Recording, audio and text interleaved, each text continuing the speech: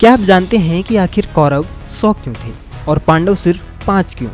आखिर भीष्म पितामह प्रतिदिन कितने पांडव सैनिकों का वध करते थे? चलिए इसी विषय पर विस्तार से और जानते हैं महाभारत के कुछ रोचक तथ्य। महाभारत ग्रंथ विचित्र और रोचक बातों से भरा हुआ है। बहुत कम लोग ही इस ग्रंथ की रोचक बातों को जानते हैं और आज शायद आप उन लोगों में से एक हो जाएंगे जो इन सभी बातों के बारे में जानते हैं। सबसे पहला सवाल, आखिर कौरव 100 क्यों और पांडव केवल 5 ही क्यों थे? दरअसल दोस्तों, महाभारत की सबसे विचित्र बात तो ये है कि पांडव और कौरव कुरुवंश के थे ही नहीं। जी हाँ, भीष्म पितामह को ही अंतिम कौरव माना जाता है।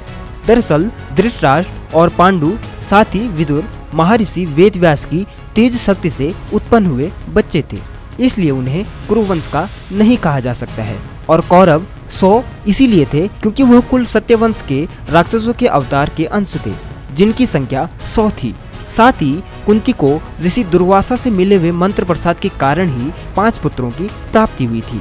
तो इसलिए यह कहा जा सकता है कि कौरव 100 थे और पांडव 5 ही। लेकिन संख्या से कभी युद्ध नहीं जीता जा सकता है। अब बात करते हैं कि आखिर भीष्म पितामह कितने शक्तिशाली थे। दोस्तों, कहा जाता है कि भीष्म पितामह महाभारत युद्ध के दौरान प्रतिदिन 10,000 पांडव सैनिकों का वध करते थे। उसके बाद ही वो शिविर में वापस लौटते थे। सोचिए, भीष्म पितामह जैसे महारथी कितने ही शक्तिशाली होंगे जो एक दिन में 10,000 पांडव सैनिकों का वध कर सकते थे।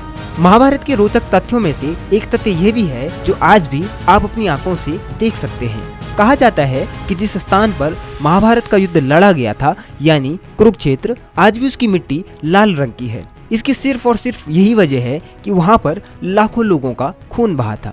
महाभारत का एक रोचक तथ्य ये भी है कि जब महाभारत का युद्ध खत्म हो गया था, उसके बाद युधिष्ठिर की आज्ञा से कुरुक्षेत्र की पूरी भूमि को जला दिया गया था, ताकि अगर किसी भी योद्धा का शव बचा हो तो वो भी अग्नि को प्राप्त हो जाए।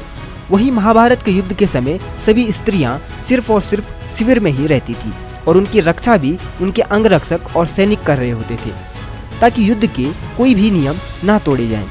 तो दोस्तों, अगर आपको हमारी ये वीडियो अच्छी लगी हो तो वीडियो को लाइक करना और शेयर करना बिल्कुल ना भूलिएगा। और ऐसी ही वीडियोस देखने के लिए हमारे चैनल ज्ञानोकी को सब्सक्राइब करना बिल्कुल ना भूलिएगा।